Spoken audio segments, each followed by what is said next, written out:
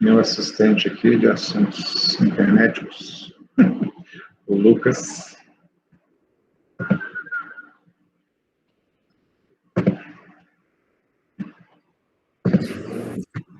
Oi, boa noite, pessoal. Tudo bom? Estou super feliz com a minha caneca. Vou ali pegar ela, porque eu quero deixar ela aqui do lado, para eu não precisar levantar nem para beber água. Quero prestar muita atenção. Não quero perder nenhum pedacinho.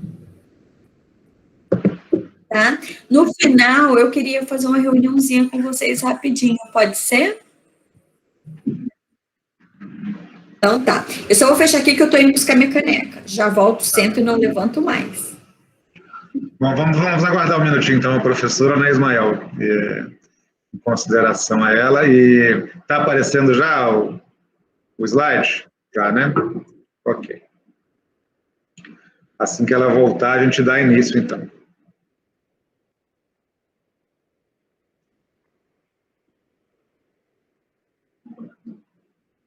Acho que daqui a pouco.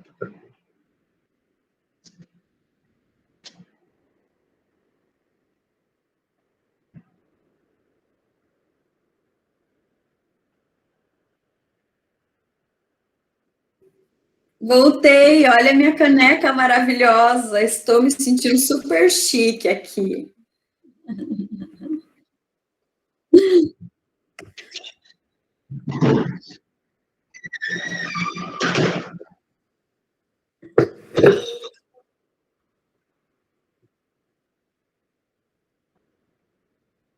Ok, boa noite a todos, participantes, boa noite, professora. Boa noite. Um prazer participar aqui. Já começou bem, tomando água aí na aula de fisiologia renal, que é muito importante na prevenção dos cálculos. Já merece os parabéns. Bom, então eu agradeço o convite, né? Eu sou Newton Tafuri, sou médico urologista aqui em Cuiabá. Agradeço o convite da Liga, né, dos seus diretores, presidente, na pessoa do Ismael, que é um amigo de longa data, que me contactou, pedindo, né, uma disponibilidade se eu poderia estar participando com vocês. Isso me deixou muito feliz, muito honrado, né? Eu não sou professor, nunca fui, mas gosto, me sinto feliz de poder conviver no meio acadêmico, com residentes, com internos, também com alunos. Né? Nessa pandemia, durante essa pandemia, a gente teve a oportunidade de participar de algumas lives, de algumas ligas até de fora do estado, e é sempre um prazer poder trocar experiências com vocês e aprender também com vocês. Então, eu fiz o seguinte esquema aqui, né, nessa conversa que eu tive com o Ismael. O foco, o assunto, no caso, então, é a litíase renal, litíase urinária, né, especificamente. E nós vamos, então, começar com o básico, né, um pouco de anatomia, fisiologia do sistema urinário. Por fim, entraremos num caso clínico específico e alguns slides também teóricos da parte de litíase, algumas imagens, para a gente ir discutindo. No final, obviamente, teremos um tempo para discussão, para dúvidas, para perguntas, e eu estou totalmente à disposição. Daí, se tiver ok, então, Ismael, vamos dar início. Bom, então, introduzindo, vamos começando pela anatomia do sistema urinário, né, que é constituído pelos rins, ureteres, que é o canal, né, os canais que interligam os rins com a bexiga e a uretra. Né? A função principal do rim, basicamente, em última síntese, esse seria o filtro, né, filtro do organismo, o filtro do nosso sangue, pelo qual vão ser eliminados as impurezas, digamos assim, que são produzidas diariamente pelo nosso organismo. Os produtos finais do metabolismo, o rim ele é fundamental no equilíbrio hídrico, no equilíbrio ácido básico, também na regulação da pressão arterial.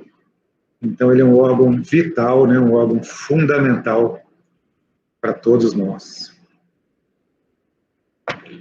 São órgãos, né, conceitualmente, são órgãos retroperitoneais, bilaterais, fora da cavidade peritoneal, geralmente localizado na região lombar, ou abdominal superior, né, um a cada lado. Existem casos de rins ectópicos, 2 rins do mesmo lado, rim pélvico, os rins em ferradura, né, que são os rins unidos pelo polo inferior. Então, são variações que acontecem e que a gente vê, não muito raramente. A genesia renal também ocorre, pessoa que nasce com um rim só, vive normalmente, às vezes, durante muitos anos, e depois vai descobrir isso aí, muitas vezes, num exame de rotina, por acaso.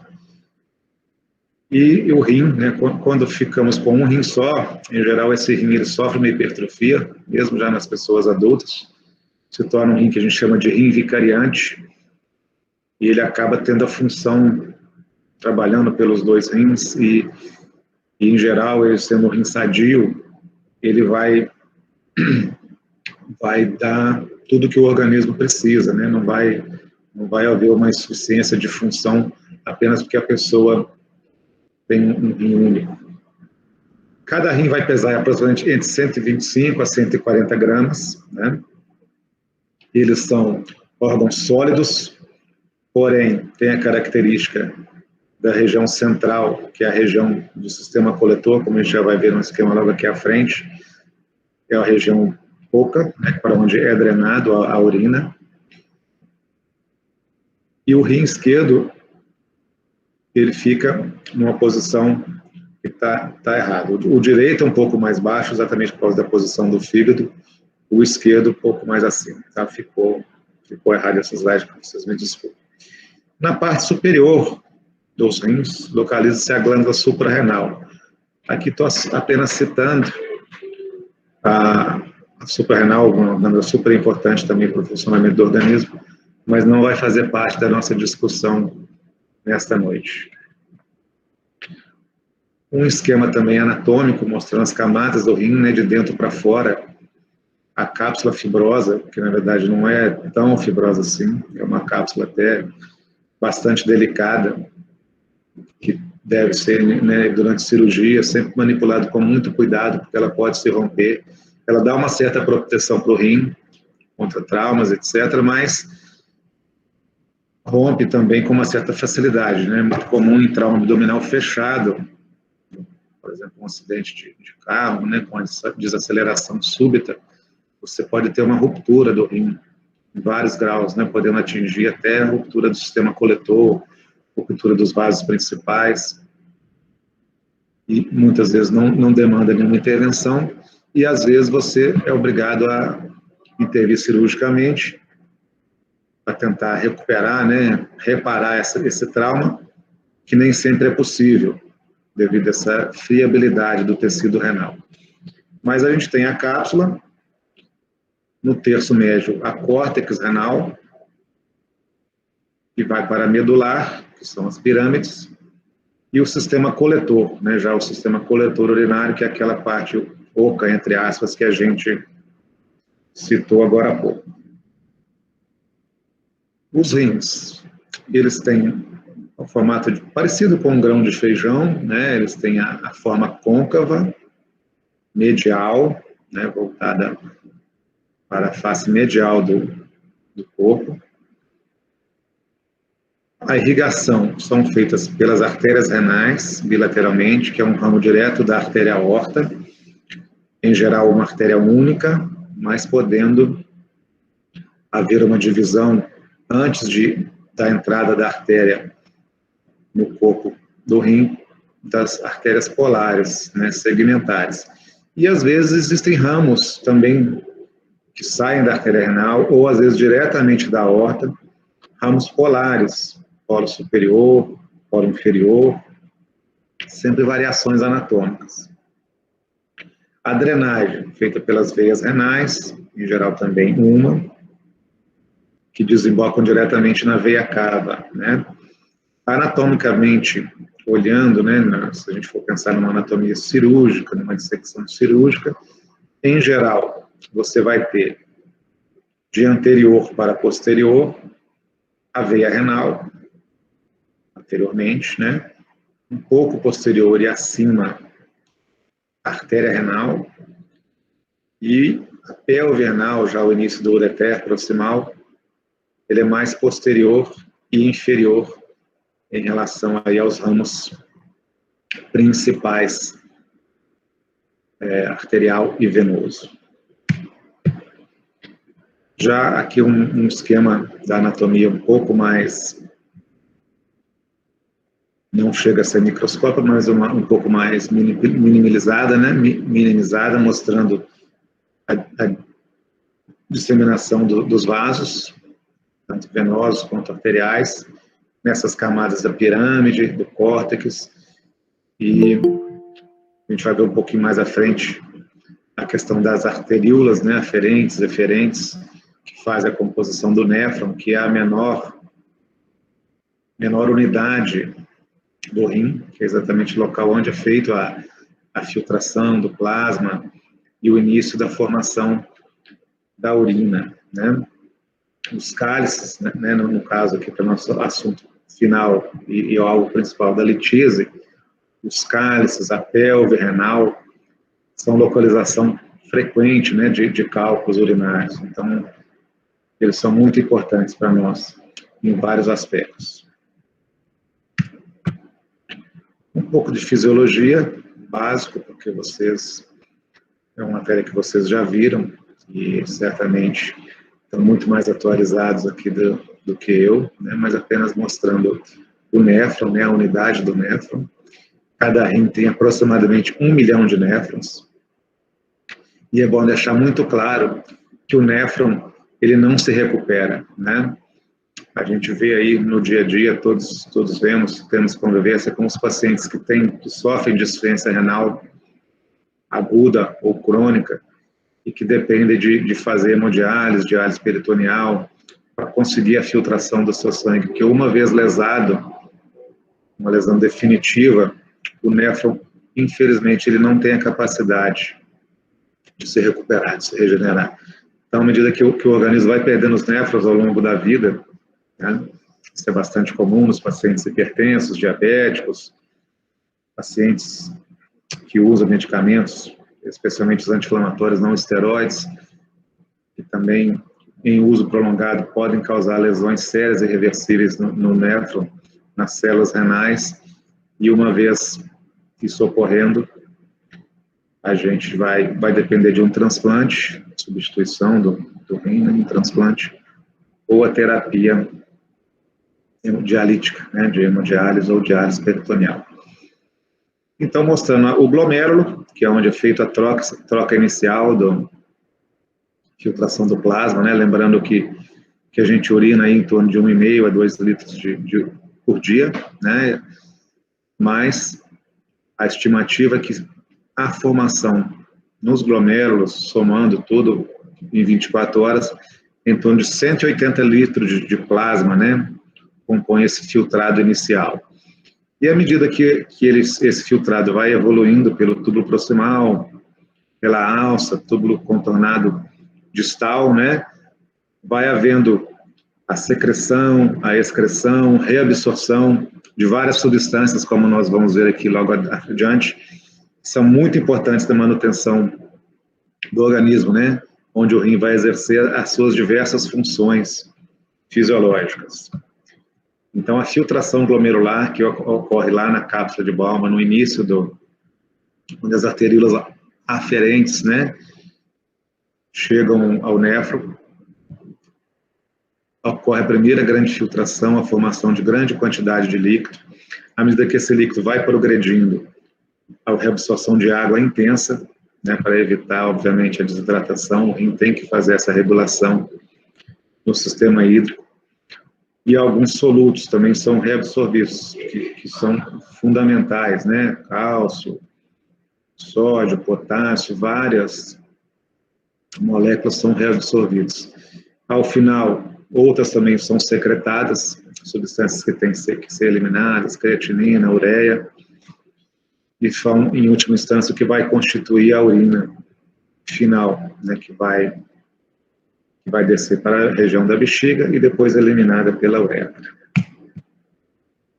Então, as funções básicas, principais do rim, né, genericamente falando, como eu disse, regulação do volume de água do organismo, né, essa filtração diária de 120, 180 litros, correspondendo a 20% do débito cardíaco do corpo humano. A gente vê que, então, é uma circulação de sangue muito importante, os rins são muito vascularizados.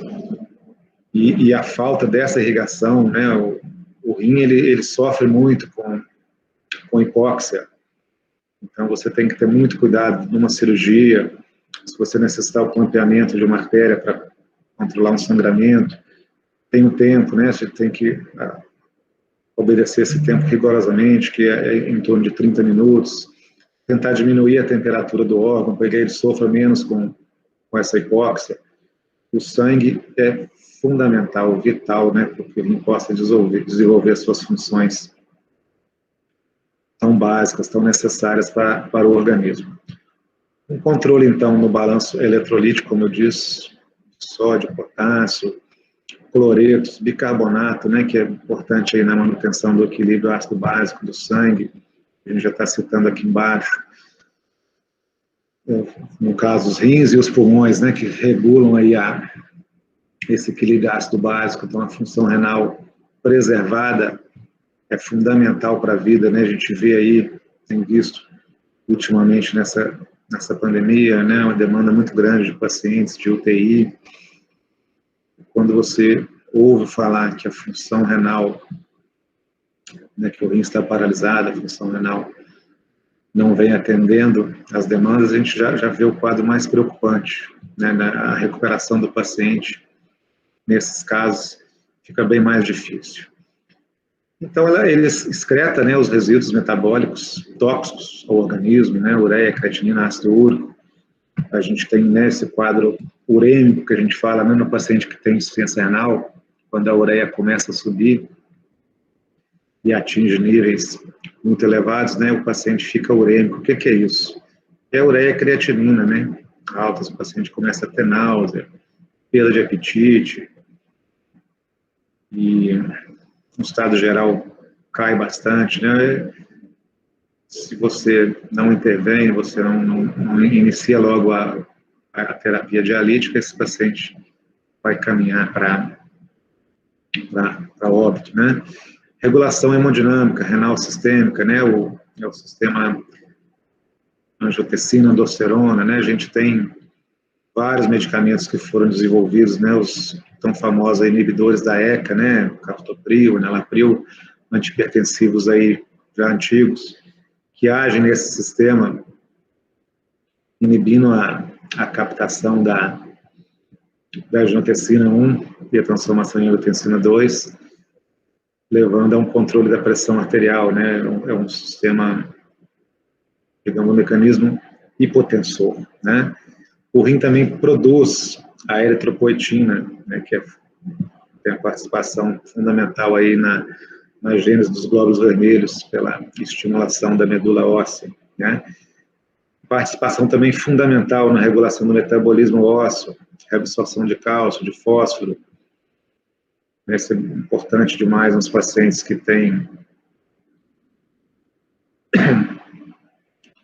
tumores ósseos, que aumenta a excreção do cálcio, pacientes com osteoporose, né? O organismo depende muito do rim nessa manutenção também, nesse sistema. A gente já vai passando agora para a parte clínica.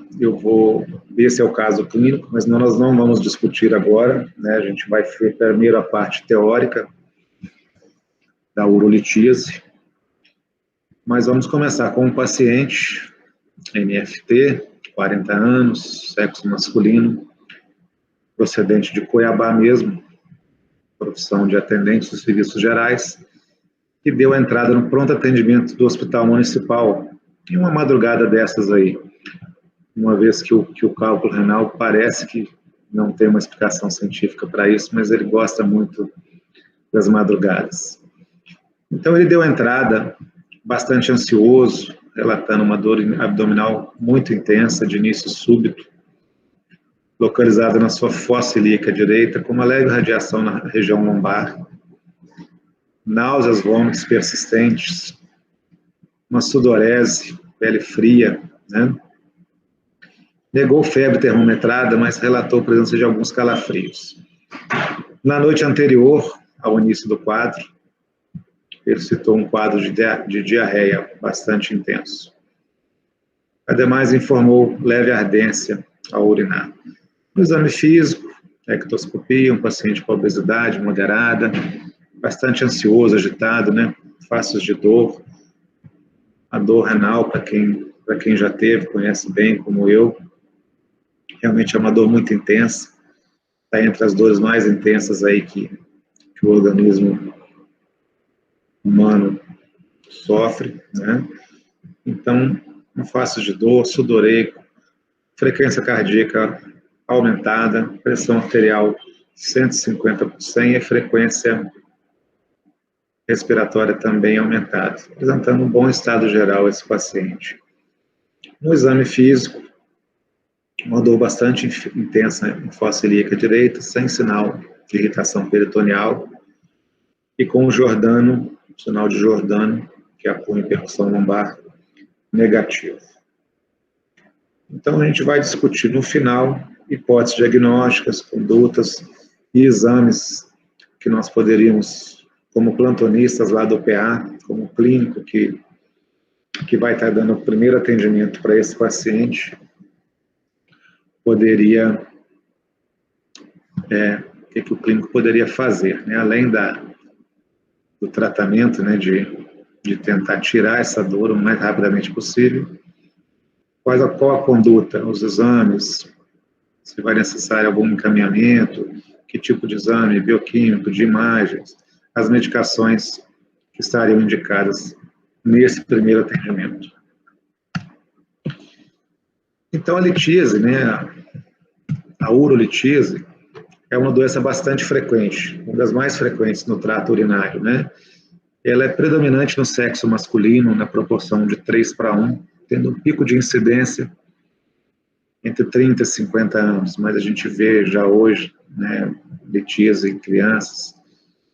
Eu já tive a oportunidade de operar crianças aí abaixo de 2 anos, já com cálculos grandes, cálculos sintomáticos.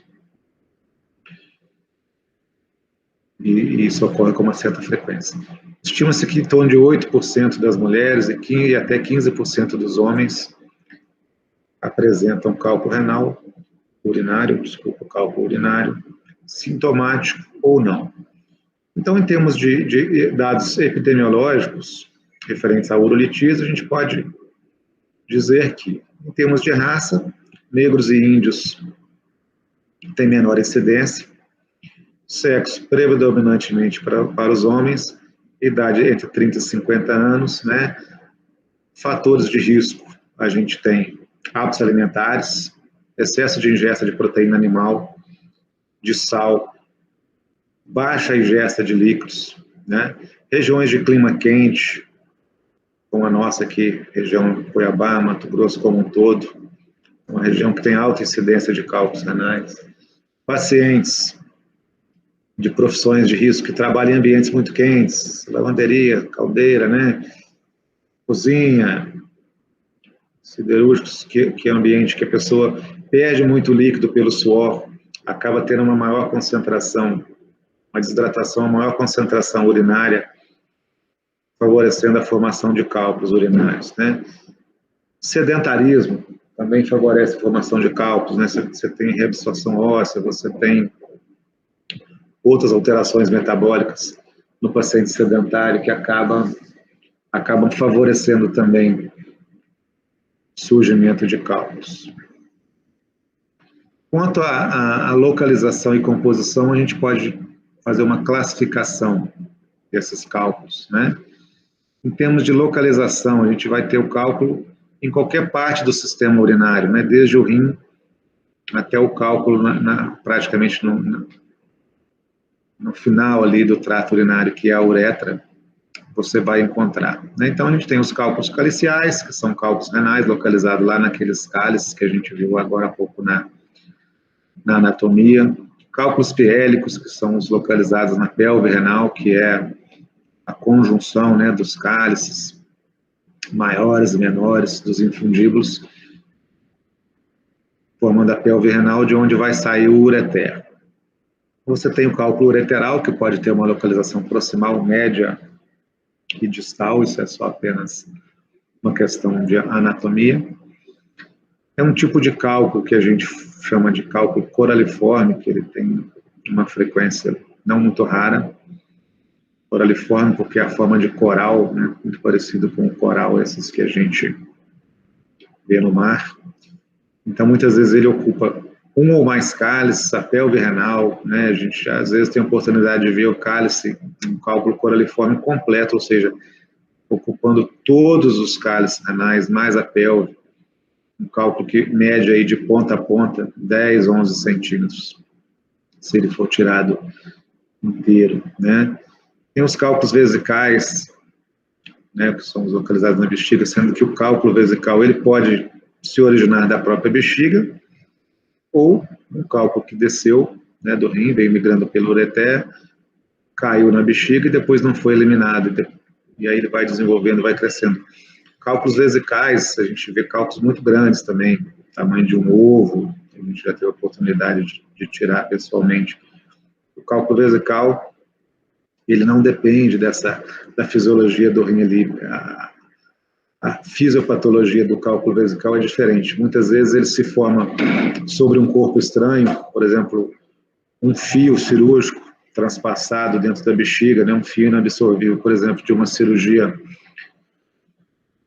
uma esterectomia, por exemplo, uma cesariana, né, que inadvertidamente o fio passou dentro da luz da bexiga, fica ali durante anos, ele começa a agregar as partículas, vai criando o cálculo, vai desenvolvendo e até ele dar sintomas, geralmente ele já está num tamanho considerável, né? Cálculo vesical também é muito comum nos homens que têm problemas da próstata, os homens obstruídos, que têm muita dificuldade para urinar, tem uma urina em estase, né? Então isso aí também muda a constituição da urina, favorece a formação de cálculos. E o cálculo de uretra, que em geral é um cálculo que está sendo expelido, né? Não foi criado ali, está sendo expelido, veio do ureter ou diretamente da bexiga, e ele não passa na uretra, então ela não tem o calibre suficiente para permitir que esse cálculo seja expelido aí pelo jato urinário. Em termos de constituição, a gente vê que os cálculos de cálcio, né, o cálcio puro ou combinado com outros metabólitos, ele vai ter em torno de 85%, praticamente 80%, 85% dos cálculos são relacionados ao cálcio, em maior ou menor grau de constituição, né? Isso tem uma influência grande, porque os cálculos de cálcio, né, são semelhantes ao osso, então eles são radiopacos, aparecem em raio-x brancos, né, semelhante ao osso, então facilita a identificação, enquanto que um cálculo de ácido úrico, ele é totalmente radiotransparente, então num raio-x você não consegue identificar um cálculo de ácido úrico, ele vai aparecer na ultrassonografia ou mesmo na tomografia.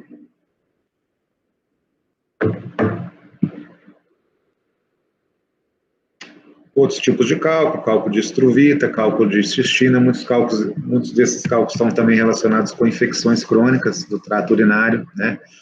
O pH urinário, o meio do pH urinário, ele tem bastante influência, né, nessa formação de cálculos, e a gente manejar esse pH, às vezes, é uma forma de tratamento, né? Você acidificar, alcalinizar a urina, no tratamento mesmo de cálculos já presentes e também na prevenção, na formação de cálculos nas pessoas que têm uma predisposição, né? Lembrando que a hereditariedade, né, o histórico familiar é muito forte nos cálculos urinários.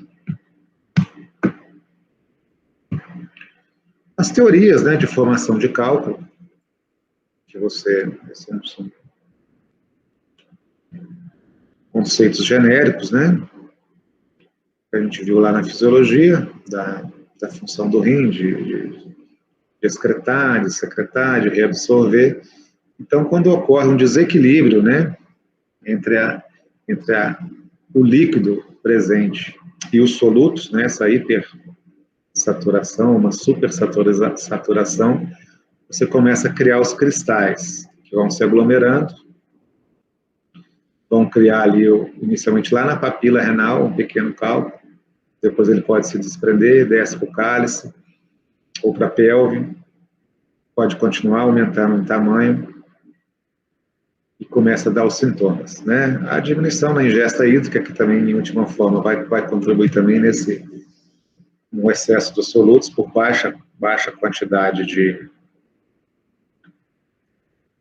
líquido, não por excesso de solutos, e fatores, né, genéticos ou metabólicos, que em algum momento vão estar trabalhando ali, inibindo ou facilitando essa cristalização na urina, para você diminuir ou aumentar essa propensão de formação de cálculo. Em termos de sintomas clínicos, né, a característica principal da urolitise é a famosa cólica renal, né, aquela que a gente vai ver o paciente praticamente rolando no chão, desesperado, com dor, com vômito, sudorese, e que se você não fizer a medicação muito rapidamente, você vê caso até de pessoa perder a consciência devido à intensidade da dor. Então, é aquele paciente que chega com uma dor intensa, lombar ou abdominal, geralmente de início súbito, né? Como eu disse, muitas vezes com a pessoa dormindo, né? Não é uma dor que tenha um fator desencadeante, né? Ah, fiz isso e comecei a ter dor. Não, depende. Ela não tem fator desencadeante, não tem posição de melhora ou piora. É aquela famosa dor doída, né? Que se você não medicar, muitas vezes com medicação endovenosa, né? Eficaz, você não consegue acalmar esse paciente. E essa dor, ela principalmente ocorre quando o cálculo se desloca, quando ocorre uma migração. O cálculo, quando ele está quietinho, estacionado dentro do rim, na posição de um cálice, em geral ele não tem sintoma, às vezes é um achado casual, ou se tem sintoma, é muito pouco, uma leve dor lombar, né, que muitas vezes confundindo com uma dor muscular. Mas quando esse cálculo migra para a pelve renal, provoca uma obstrução parcial na drenagem da urina, ou vai descendo pelo ureter, né, com obstrução parcial ou total, esse represamento de urina no sistema coletor vai provocar, em última instância, o aumento da pressão e dilatação, né, das estruturas do sistema coletor, seja a pelve, seja o ureter, os cálices, pirâmides, e isso gera dor, né? A própria cápsula renal vai se sentir pressionada, vai estar pressionada, levando à manifestação de dor. E aí, com essa interligação com o sistema vagal e tudo, ocorre náuseas, vômitos, nesses casos de dor mais intensa. Então, o que eu estava dizendo, explicando para vocês, essa obstrução, né, leva a ureterohidronefrose, que seria o termo, né, o montante daquele, a gente imagina um sistema de canos, né, sistema hídrico, onde você vai ter uma obstrução num determinado ponto desse cano, e a água não consegue progredir, no caso a urina, ela vai voltando e trazendo a pressão para a montante, e aí vem a origem da dor. Mais uma vez falando as características, né, repetindo outra vez, a dor incólica, início súbito, região lombar no mesmo lado da obstrução, né, não é impossível, pode acontecer, já tivemos um caso de pacientes que têm migração de cálculos bilateral num mesmo instante, um dia um lado, logo em seguida no outro dia o outro lado. Muitas vezes essa dor tem uma radiação parafossílica, né, chegando à genital, né, para os testículos no homem, para as mulheres, desconforto na uretra, a intensidade geralmente é forte. Muitas vezes o paciente fica curvado, tentando né, uma posição antálgica tentando um alívio da dor. Maioria das vezes, na cólica renal verdadeira, se você não tiver acesso à medicação endovenosa, é difícil você controlar. Náuseas e vômitos presentes com frequência. E os sintomas urinários, geralmente os sintomas irritativos, como eu estava dizendo, eles decorrem dessa migração do cálculo no sistema urinário e aumenta a frequência urinária, ardência, queimação.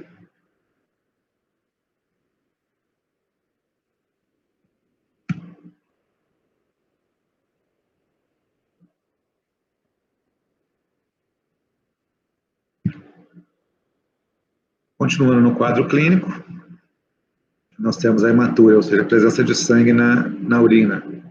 Frequentemente está associada ao cálculo urinário. Pode ser macroscópica, que não é tão frequente, ou microscópica, que vai ser detectada no exame simples de urina, né, a presença de hemácias acima de 5 a 10 por campo de imagem, sugerindo alguma alteração no trato urinário. Isso aí é associado com dor, com um quadro clínico bastante característico, praticamente já leva, né, a gente a ter um diagnóstico aí da presença de cálculo urinário. Mas a hematúria também pode estar ausente, né? Um pode perguntar, mas sempre tem que ter hematúria? Nem sempre. Você pode ter um caso de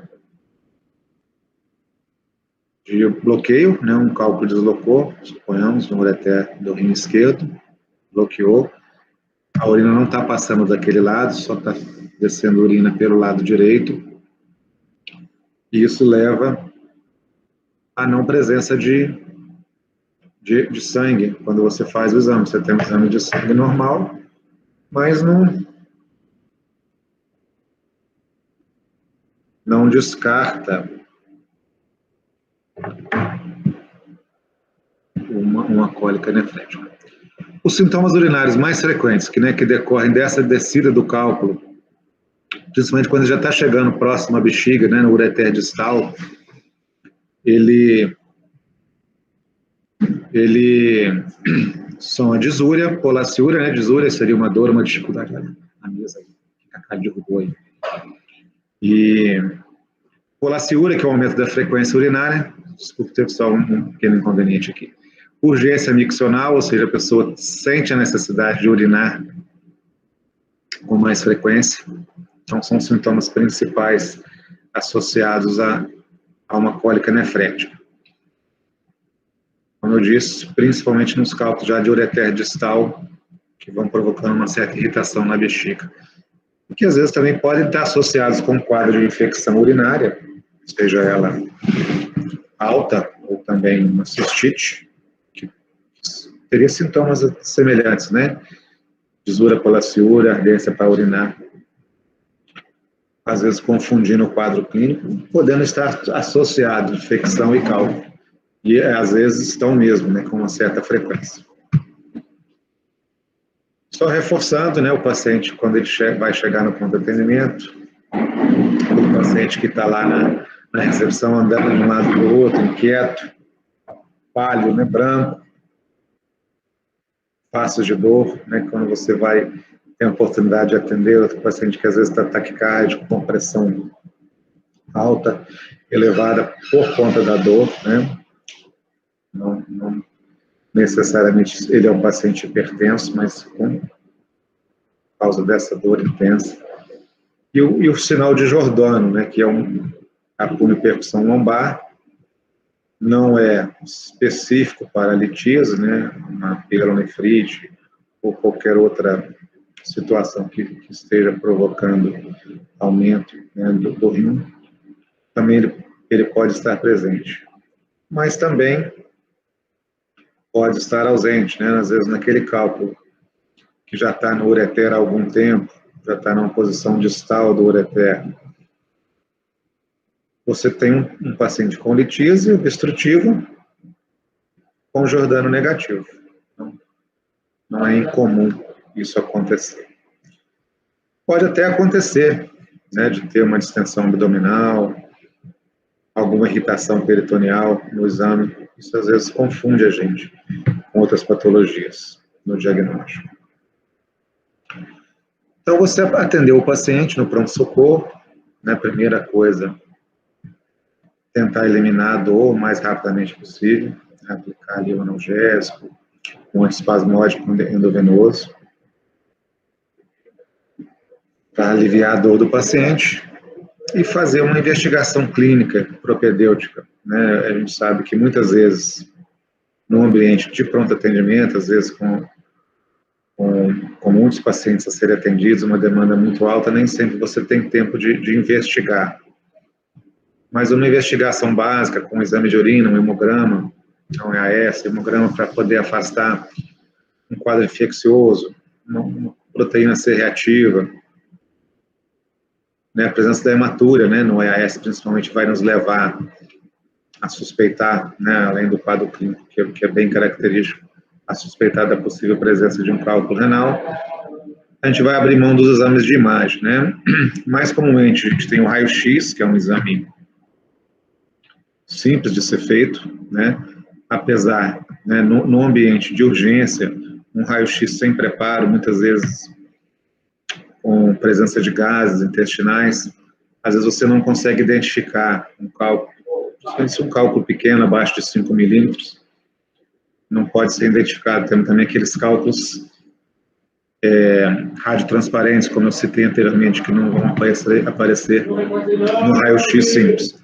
Mas hoje, felizmente, nos grandes centros, hospitais de maior estrutura, a gente tem disponível tomografia para acesso rápido, ultrassonografia, e, em última instância, esses exames de imagem vão nos dar o diagnóstico. A gente botei aqui 2 exemplos, um cálculo de ureter obstrutivo, já um cálculo grande aqui no terço médio do ureter esquerdo, esse rim, com uma dilatação importante de todo o sistema coletor, né?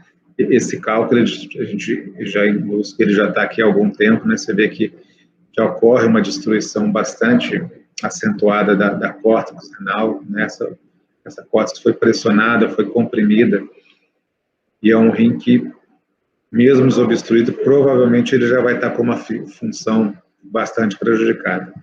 E esse outro quadro da esquerda mostra um raio-x, uma tomografia sem contraste, mostrando já também uma certa dilatação, uma certa hidronefrose.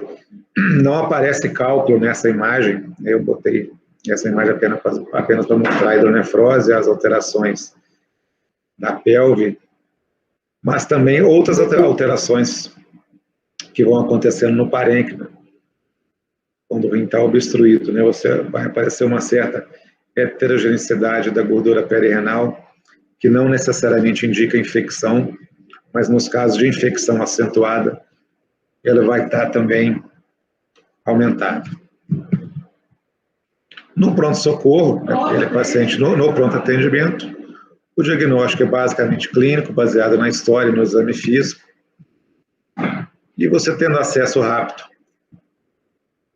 a exames, né, você vai poder abrir mão de um raio-x, urina tipo 1, hemograma, sempre lembrando da preocupação de eliminar a dor do paciente o mais rapidamente possível, né? Os exames de urina, em geral, ele vai demonstrar hematúria, mas como eu já disse anteriormente, não é obrigatório, existem casos em que ele está presente. Podem aparecer leucócitos, que aí vão demonstrar haver uma infecção concomitante, mas também não necessariamente, né? Uma infecção urinária você sempre tem que ser diagnosticada. O diagnóstico de certeza ele vem sempre pela urocultura, né? O raio-x simples de abdômen, como eu já disse, para que ele seja mais eficaz, né, feito eletivamente, com o preparo adequado intestinal, a diminuição de gases, diminuição de fezes, o que não ocorre ali no ambiente do pronto-socorro, né, no paciente que está com uma crise aguda. Ele é inespecífico, né, porque outras calcificações podem aparecer no trajeto aí do sistema urinário, flebolitos, que são bastante frequentes na região pélvica, né, podendo confundir com um cálculo de ureter, Então, um raio-x sem contraste nenhum, que possa estar desenhando a árvore do sistema coletor renal, urinário, muitas vezes você pode ter uma certa confusão também. E a gente chega nos exames de eleição, né? Tem aqui a ultrassonografia, mostrando muito claramente aqui um cálculo na pelve renal, um cálculo obstrutivo aqui, vamos dizer, em torno de 1 centímetro, na JUP, né, na junção uretero-piélica, onde vai começar o ureter, e já mostrando alguma dilatação. Essas zonas escuras são os cálices renais já dilatados, sofrendo pressão retrógrada aqui da urina. E a gente vê que na própria córtex renal também já tem algumas alterações. Mas aqui é um quadro agudo. Não, você vê que não houve perda de massa tecidual nesse rim. E a tomografia, como eu já mostrei as imagens anteriores, né? Hoje, na verdade, a gente pode considerar como sendo o padrão ouro, né, para diagnóstico de cálculos do sistema urinário, especialmente a tomografia com contraste, né, que vai nos mostrar todo o trajeto, desde o rim até a bexiga. Ele tem uma limitação, né, de custo um pouco mais elevado, nem sempre está presente nos hospitais, assim, para uso imediato ali na urgência, mas sendo disponível, seria o exame de eleição para diagnóstico. Podemos também abrir mão da ressonância nuclear magnética, aí já não no ambiente de urgência, né, poucos hospitais têm esse exame disponível para uso no pronto atendimento, mas ele serve como um exame eletivo, em substituição à tomografia, principalmente, e seria o exame de escolha para as gestantes, porque ele não é um exame que depende de radiação, então ele não tem risco, e também não usa contraste iodado, aqueles pacientes que têm alergia, que também é uma contraindicação para exame contrastado do trato urinário. Tem como inconveniente o seu alto custo e uma menor disponibilidade. Exames que a gente já usou muito no passado, hoje praticamente não se vê mais, seria a urografia excretora, que nada mais é do que um raio-x abdominal seriado após uma injeção endovenosa de contraste iodado. E aí você vai acompanhando as fases de excreção, né, desenho da estrutura renal, inicialmente os cálices, a pelve, o ureter, vai poder mostrar se existe algum fator obstrutivo, algum cálculo ali no trajeto. E uma pielografia retrógrada, esse já é um exame a gente usa em algumas cirurgias do trato urinário, que nada mais é do que a injeção direta do contraste retrógradamente através de um aparelho, né, um cistoscópio, no caso, que a gente vai acessar a bexiga e visualmente passar um catéter no ureter ou em ambos os ureteres, no qual você deseja obter as imagens, injeta o contraste e também vai fazendo o raio-x seriado, só que aqui de forma retrógrada, ao contrário. Primeiro o ureter, depois as estruturas do rim. O tratamento, lá naquele paciente que chegou no pronto-socorro, primeira coisa, tratar a cólica, né? Tirar esse paciente da dor. Isso é a urgência do caso. Depois você vai fazer o acompanhamento clínico ou tratamento cirúrgico e extração do cálculo quando necessário, aí já pelo especialista, não mais pelo clínico do pronto atendimento, e uma tentativa de prevenção da formação de novos cálculos naqueles pacientes que têm histórico familiar, recorrência de cálculo. Analgesia, geralmente endovenosa, você pode abrir mão de analgésicos comuns, inicialmente, dipirona, geralmente associado com antiespasmódico, que é escopolamina, algum anti-inflamatório não esteroide, por exemplo, cetoprofeno, tramadol. E, por fim, naqueles casos de dor refratária, podemos abrir mão até de opiáceos, morfina, meperidina, para que você consiga abrandar a dor do paciente.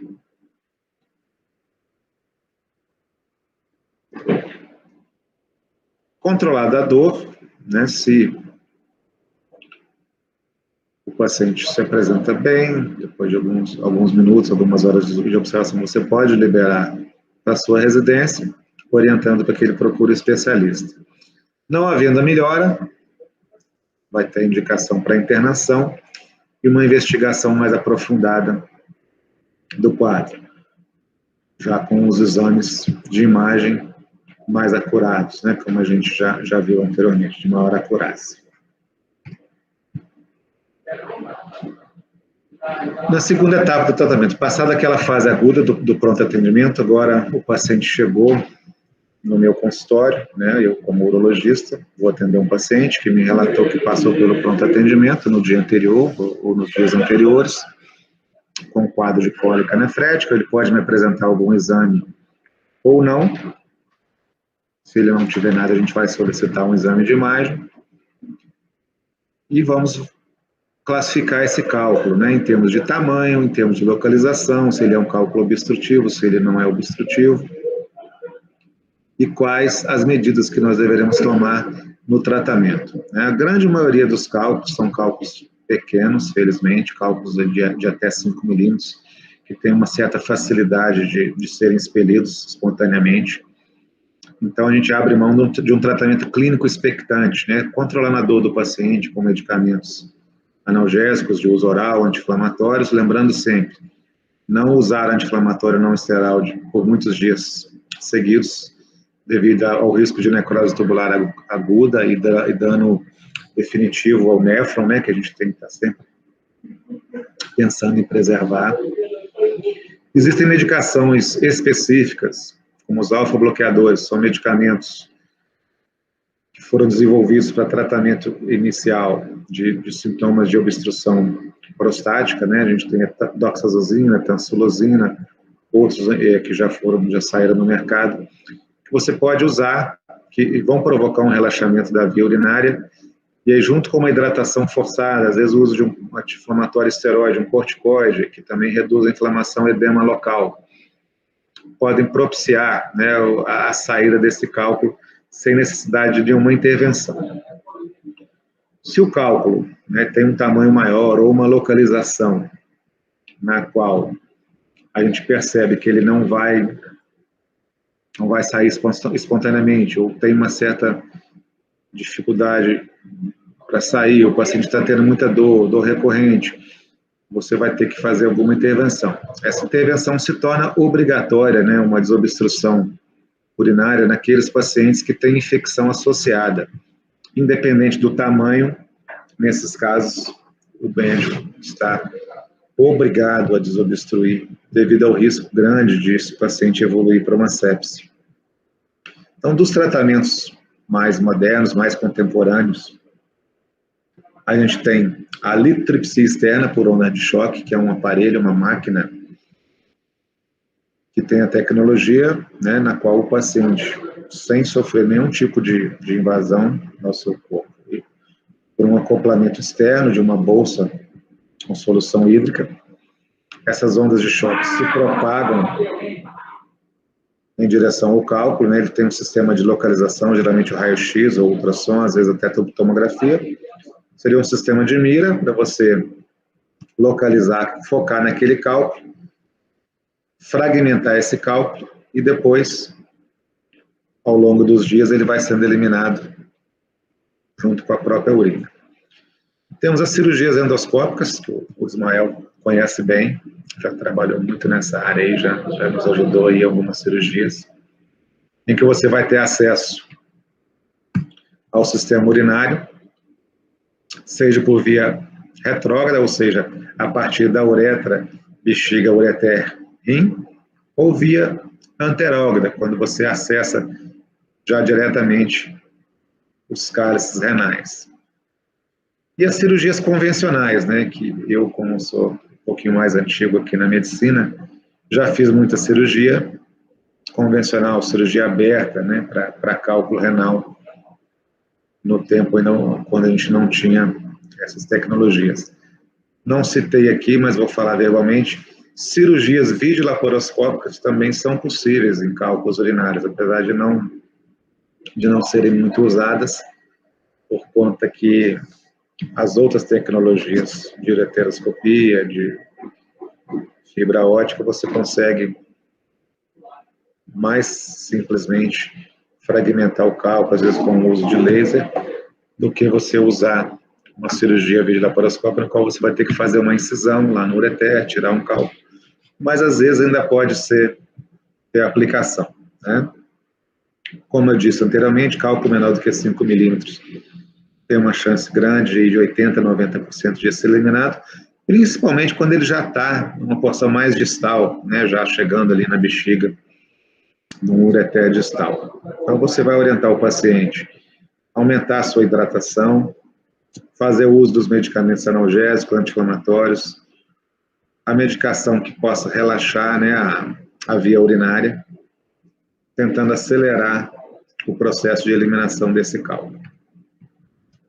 Não havendo a resolução espontânea, presença de infecção, que já nos obriga a uma intervenção imediata, e uma obstrução persistente, né, não resolutiva, não resolvida no trajeto urinário, para evitar uma perda, né, um prejuízo de função renal definitivo, ou naqueles cálculos que você, pelo tamanho, né, você sabe, o cálculo de 1 centímetro, 1,5 centímetros, até 2 centímetros, você vê que ele não tem possibilidade de ser eliminado, você já vai discutir com o seu paciente a possibilidade de uma intervenção.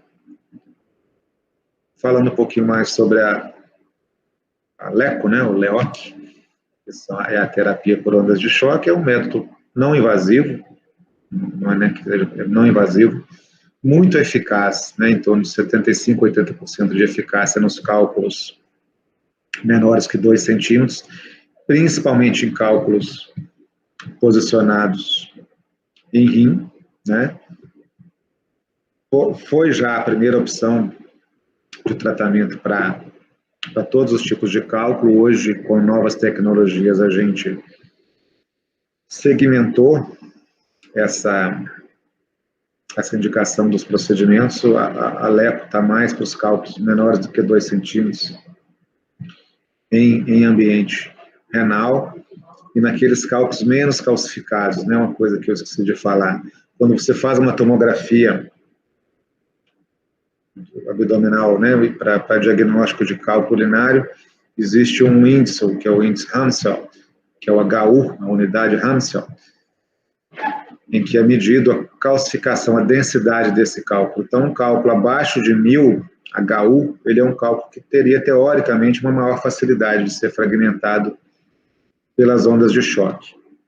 Enquanto que o cálculo acima de 1000, esse percentual já reduz, você já tem que pensar em outras terapias.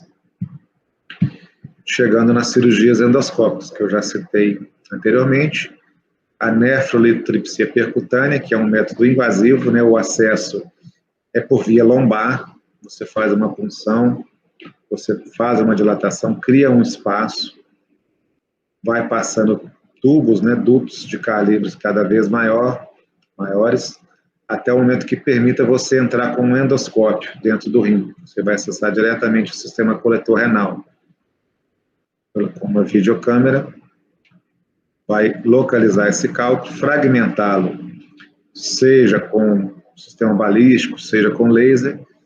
Isso requer, obviamente, um especialista, um urologista que tenha experiência com esse tipo de cirurgia e equipamentos bastante específicos, né? Radioscopia presente na sala, o nefroscópio, que é o aparelho que vai te propiciar as imagens, a endocâmera, monitor, pinças apropriadas, o sistema litrotidor, que pode ser pneumático, ultrassônico ou a laser, te permitindo quebrar, fragmentar esse cálculo e já tirar a totalidade ou a maioria dos fragmentos já nesse primeiro momento.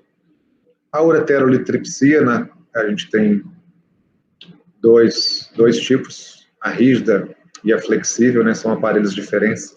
A ureterolitripsia mais usada, a rígida, né, para cálculos de ureter, alguns cálculos de pelve renal. E para os cálculos renais, você necessita, às vezes, de aparelhos que tenham capacidade de fazer curva, né? O rim é quase que um labirinto, né? Você tem que localizar esse cálculo, e às vezes um endoscópio rígido não te permite fazer aquela curvinha final lá em cima para acessar um cálice, um infundíbulo e fragmentar o cálculo. Na ureterolitripsia flexível, sempre, obrigatoriamente, por ser um aparelho muito delicado, de pequeno calibre, sempre esse cálculo vai estar sendo fragmentado com laser, tecnologia laser. Sempre precisando de internação, nem que seja uma internação dia, anestesia geral na maioria dos casos.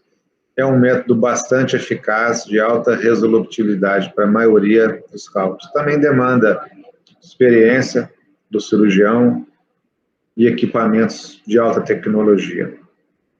E as cirurgias convencionais, a qual eu já fiz muito, mas hoje praticamente não uso mais, para retirada de cálculos de ureter, de bexiga, propriamente cálculos renais, de qualquer tamanho e localização.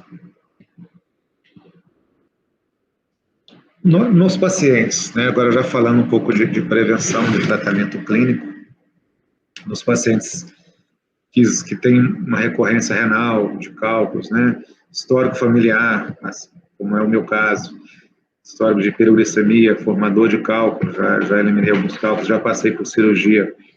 Então, você pode fazer a investigação metabólica, que é uma série de exames em urina de 24 horas, exames de dosagem também no sangue, você vai dosar ácido úrico, fosfatos, potássio, cálcio, sódio, e tentar ter um diagnóstico possível de origem, de etiologia específica para tratamento de cálculo, né? Dissolver um cálculo já formado, um cálculo que já tem um certo tamanho, é muito difícil, mas você vai usar isso aqui para prevenção, né? Como eu disse anteriormente, manipulação, né? Do meio ácido básico da urina, acidificar, alcalinizar com bicarbonato de sódio, por exemplo, uma urina, você tem chance de diminuir a formação dos cálculos de ácido úrico, né? Então, a orientação geral de dieta para um paciente, sempre aumentar a ingestão hídrica, né? 35 a 50 ml de água por quilo corporal dia de ingestão, né? Tentar cobrar desse paciente que ele tenha um volume final de urina em torno de 1,5 a 2 de urina nas 24 horas, né? Diminuição bastante significativa na ingestão de proteína animal, principalmente as carnes vermelhas, o sal, né? Tem que ter uma restrição na ingestão de sal, exercício físico, combater a obesidade, né? Acabar com esse mito que quem tem cálculo renal não pode ter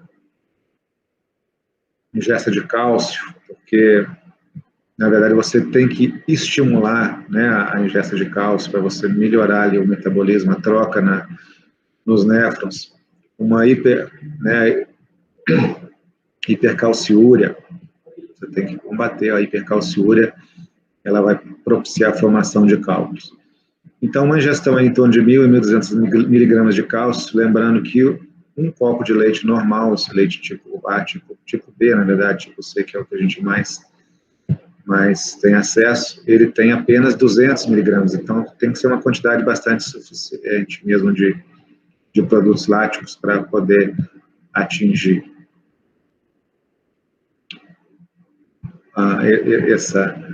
essa cota diária. Bom, então aumento ou diminuição do pH urinário, dependendo da etiologia do cálculo, né? Naquele quadrinho lá do início a gente viu. Ingestão de citrato de potássio, naqueles pacientes que têm hipocitratura, você já tem medicamentos prontos em farmácia hoje, ou pode serem manipulados. Diuréticos tiazídicos, que vão ajudar na absorção do cálcio, lá ainda na formação da urina. Pacientes que têm hiperparatiroidismo, que também altera muito a absorção óssea de cálcio e essa eliminação na urina, aumentando a formação de cálcio. Você pode indicar paratiroidectomia. Uso alopurinol, desculpa, aqui não tem H, alopurinol, que é uma substância para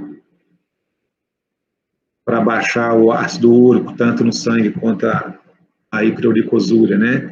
Dieta, dieta para ácido úrico, evitar embutidos de carne, evitar carne vermelha, frutos do mar. Tudo isso muito importante para aquele paciente, principalmente o paciente que tem recorrência, o paciente de rim único, criança já na tenra idade com cálculos. Então, você tem que partir também para essa orientação e esse tratamento medicamentoso e dietético. Bom, era isso. Agora eu vou voltar lá naquele quadrinho do caso clínico. Eu abro a palavra para vocês, né? Que seriam ali os plantonistas do PA, essa noite, e vão dar o primeiro atendimento para esse paciente. Está aberta a palavra, quem quiser comentar alguma coisa para a gente poder discutir.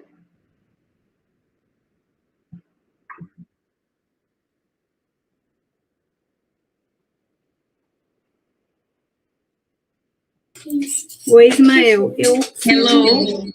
Eu fiz umas perguntas aqui.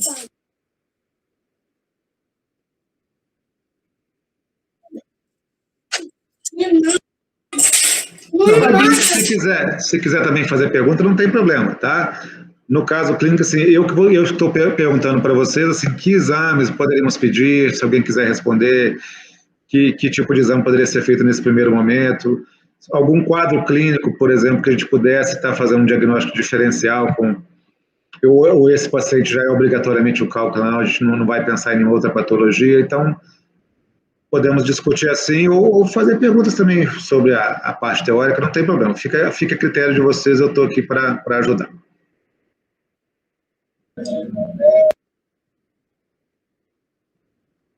Então, ia ser uma pergunta bem básica mesmo, mas nesse caso aí a gente poderia estar pedindo o exame de urina, porque assim o exame de urina ele demora um pouco para ficar pronto, né?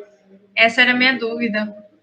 Não, eu acho que obrigatoriamente, se você tem acesso lá no hospital que você está atendendo, mesmo que vai demorar ali 1 hora, 2, você pode pedir, não tem problema.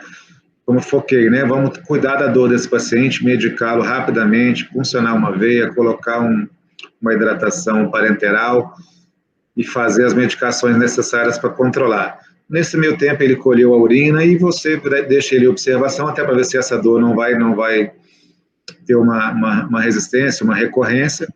Nesse meio tempo, pode sair a análise de urina que vai corroborar aí com o seu diagnóstico na presença de hematúria.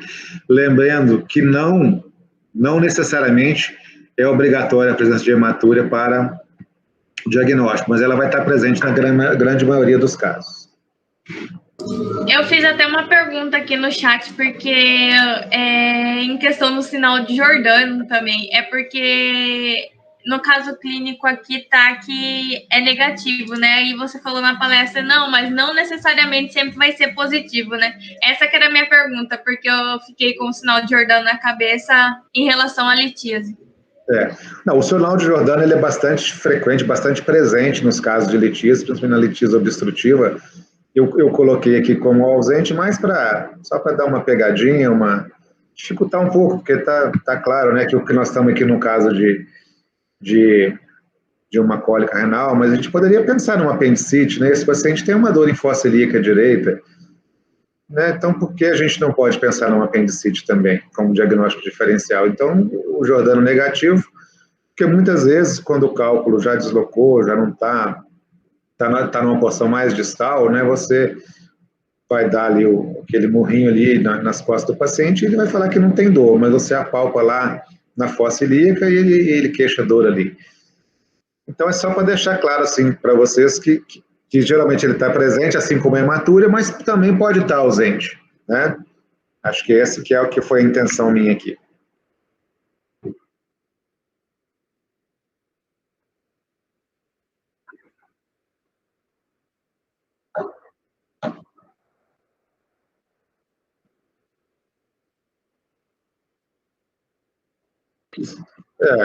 No pronto-socorro municipal, que você vai ter na primeira mão, sim, um hemograma, um EAS, PCR, um raio-x simples. Lembrando que esse raio-x aí é sem preparo, né? Não tem como, está na urgência. Muitas vezes vai ter interposição de gases que pode te prejudicar o diagnóstico, mas às vezes resolve, né? Num cálculo maior, um pouco mais calcificado, você vai ver. Já no pronto atendimento privado, né? A maioria dos grandes hospitais aqui de Cuiabá já te dão acesso a uma tomografia, mesmo que no primeiro momento ela seja sem laudo, mas você vai poder, às vezes, facilmente identificar a presença de um cálculo ureteral ou piélico ali em um dos rins. É porque eu trabalhei muito em Poconé, né? Aí, lá no caso, por isso que eu fiz a pergunta do EAS, porque lá não tinha nem exame de urina direito. O máximo que eu conseguia era o raio-x mesmo. Ah, não, sim, isso é óbvio, né? A gente está falando, a realidade do Brasil, são muitas realidades, tem muitos Brasis, né? A gente não precisa ir muito longe aqui de Cuiabá para achar estruturas realmente bastante simples de atendimento. Então, naquele pronto atendimento lá do interiorzão, o que você vai ter que fazer é medicar o paciente mesmo, tratar clinicamente, tirar a dor, tirar desse quadro agudo, para no outro dia ele estar fazendo um exame letivo, se tiver acesso ou não, né? Então, mas o quadro clínico ele é bastante indicativo já para o diagnóstico, a história e o quadro clínico. Professor, nesse caso aqui também, é porque eu comecei a ler aqui e pareceu muito com o sintoma que eu tive. E foi presença de cálculo, dor abdominal, eu tive náusea, tive vômito, não tinha febre, tive calafrio, ardência, eu cheguei a ter um desmaio e dor a urinar, fiz a ultrassom abdominal, não apareceu o cálculo, tipo na ultrassom, né? Aí, remédio de dor não funcionava, aí fizeram um raio-x, só que um pouco mais para baixo, abdominal, mas um pouco mais para baixo, e viu que estava parado no canal, né, do ureter. E eu tive que ir para a cirurgia para tirar. Ok. Então, mas muito igual isso aqui. Muito igual, exatamente. E batia atrás, assim, não tinha dor, era só mesmo apalpando perto da bexiga mesmo. Tá vendo? É isso que eu quis colocar, que o quadro clínico, ele muitas vezes ele tá escarrado na sua cara, né? E muitas vezes você pensa uma coisa, vai fazer o exame e o exame não te dá a confirmação, né? No ultrassom é bastante comum, né? Um cálculo de terço médio de ureter, principalmente, num ultrassom feito mais emergencial, assim, sem preparo também, esse cálculo não é facilmente visível, devido à interposição de gases. O ultrassom, ele vê muito bem o cálculo dentro do rim, aquele cálculo já lá no terço final do ureter intramural, porque o ultrassom, como você sabe, são ondas sonoras que se expandem em meio líquido, né? Então, no meio de gás, ele não expande muito bem, aquela onda ela não tem o retorno, né, necessário para que o ultrassom possa diagnosticar. Já lá na bexiga, no terço final, tem o líquido dentro da bexiga, o cálculo, às vezes, numa posição posterior ali à bexiga, então ele favorece essa identificação. No seu caso, por exemplo, uma tomografia, tivesse sido feita uma tomografia, mesmo sem contraste, já teria dado um diagnóstico de cara, mas a gente sabe que nem sempre a gente tem acesso a isso aí, né? Sim, a bexiga estava bem estendida, né? Fizeram o EAS, que sai rápido, mas a urocultura demora demais, então... Aí viu lá que tinha uns cálculos no rim, mas estava parado. Conclusão final, cirurgia, 5 dias no hospital. Provavelmente seu quadro estava associado com infecção, já foi um quadro um pouco mais complicado, né? Demandou uso de antibiótico, etc. Porque, em geral, a gente consegue, né, dar alta para paciente de um cálculo não complicado, se não no mesmo dia, no máximo no dia seguinte.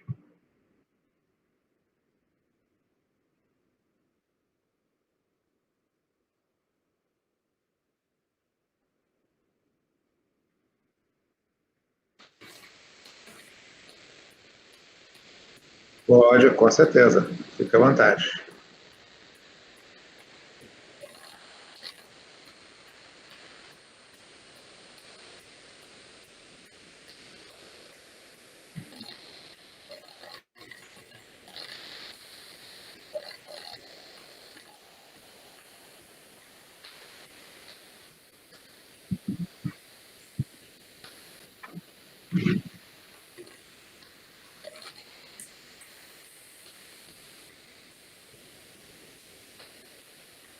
Isso, eu falei no final agora, até falei na paratireoidectomia, né?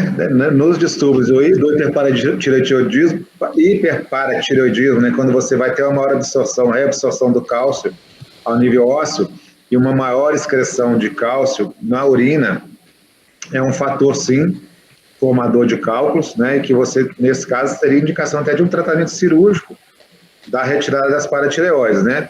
Todas as situações que ela colocou, tá? Hiperacidose, baixa ingestão hídrica, excesso de ingestão de proteínas animais, né? Principalmente a carne, são fatores de risco, sim, absolutos para a formação de cálculo.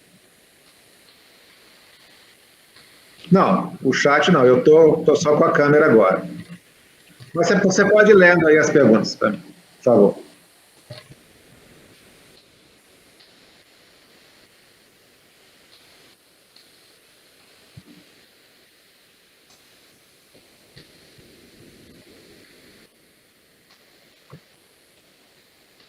Tá. Agora eu abri aqui o chat, fica mais fácil. Deixa eu ver aqui. Qual que foi essa que você fez? Da? Ah, tá. A pessoa do histórico familiar. Isso, né? Tá. A pessoa que tem histórico familiar de cálculo, ela já tem indicação de fazer o estudo metabólico, como a gente viu, né? Os cálculos de cálcio puros ou em associação com outros metabólitos, eles são a maioria, é a maior incidência, até em torno de 80% dos cálculos são de cálcio. Mas nada impede, né, de você ter numa mesma pessoa, isso a gente vê na prática, de diferentes cálculos. Às vezes você entra, faz uma cirurgia endoscópica para quebrar, para fragmentar um cálculo com laser, você vê um cálculo praticamente macio, que é só uma massa, e outros cálculos já bem calcificados, né? Quer dizer, que são cálculos de diferente constituição. Pode acontecer, não necessariamente a pessoa que já teve cálculo de cálcio ou de ácido úrico, quando repetir, né, existe uma recorrência em torno de 50% de quem já teve cálculo uma vez ao longo da vida, 50% de chances dele ter recorrência. Não necessariamente vai ser do mesmo tipo, porque vamos supor, em 20 anos, né, eu tive uma cólica renal com 20 anos, aos 40 a minha dieta já é outra, meu organismo já é outro. Então pode ter a formação de cálculos de constituições diferentes num mesmo paciente, tá? Até às vezes em intervalo de tempos curtos.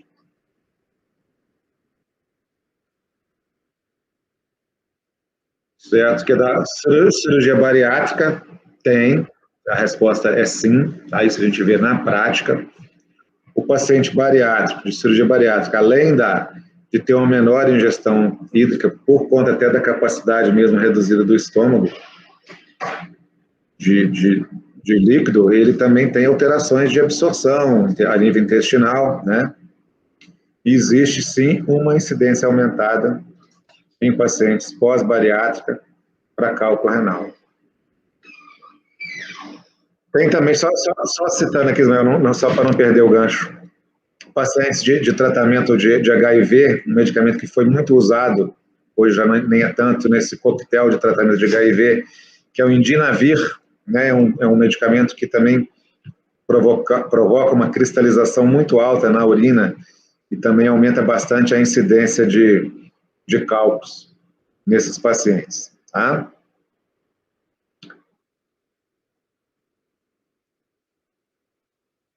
Já, que é o Jordano. Ok. A Aniele também. Tá.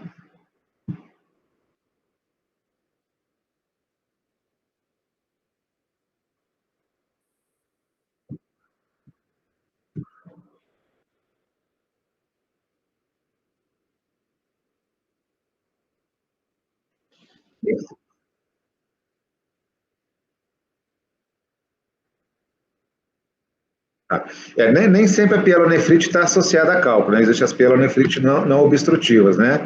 A infecção urinária, cistite principalmente, ela é bem mais frequente na mulher do que no homem, né?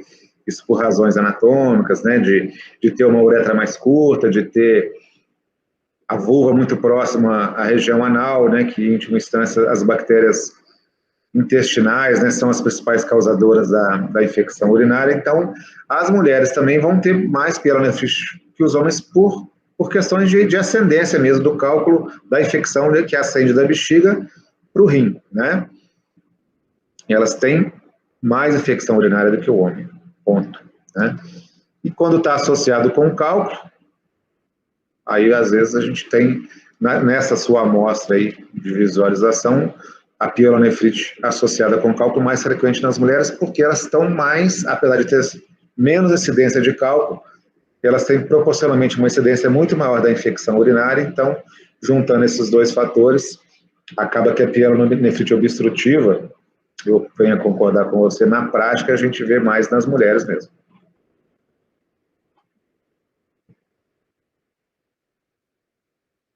Eu quero. É bem da parte de fisiologia básica, tá?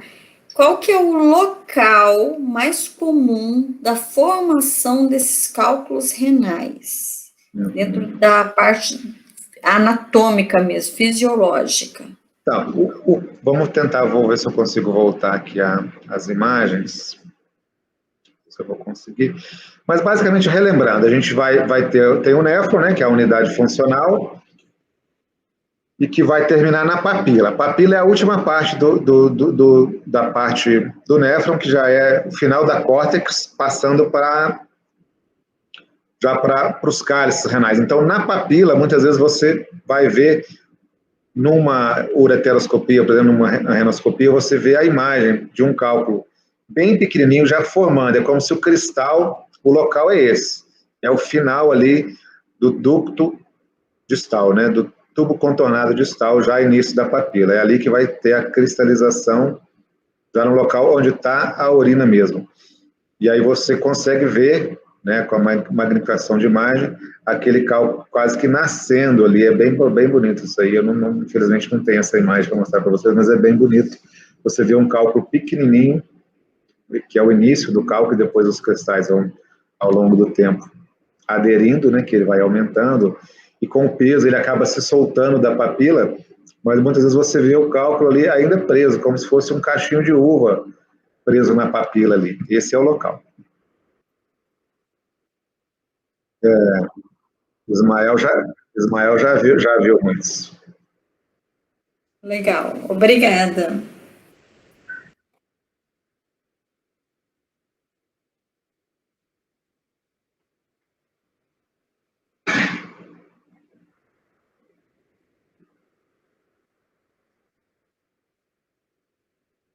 Ok.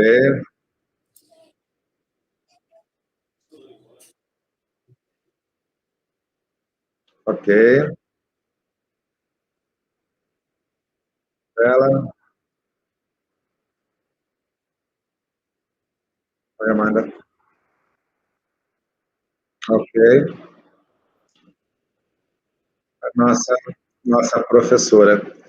Espero ter atendido aí a vocês, né? Fiz com bastante carinho, mas, como eu disse, não sou realmente professor.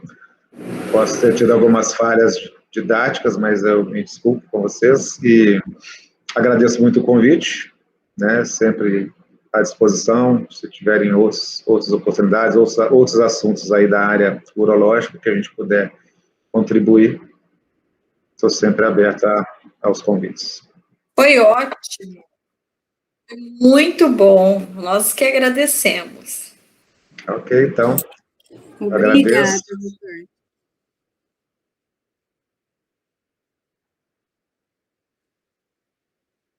No Instagram, ok.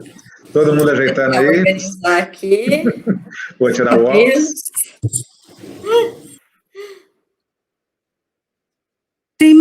Tem mais 3 pessoas aqui. Se quiserem abrir a câmera, podem abrir. Pode abrir a câmera para gente.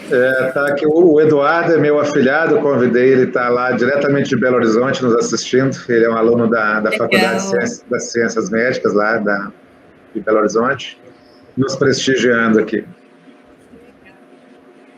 Não sei, o pai dele é prócto, né? A mãe é ginecologista, ele tem várias carreiras para seguir, né? Eu sou padrinho, sou urologista, então ele tem muita coisa bacana para fazer.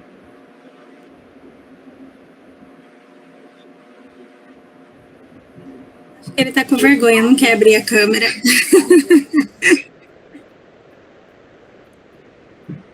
Vamos lá, tudo pronto?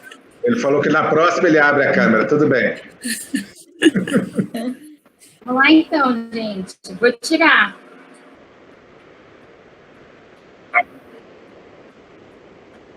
Foi. Ok. Ai, peraí, foi.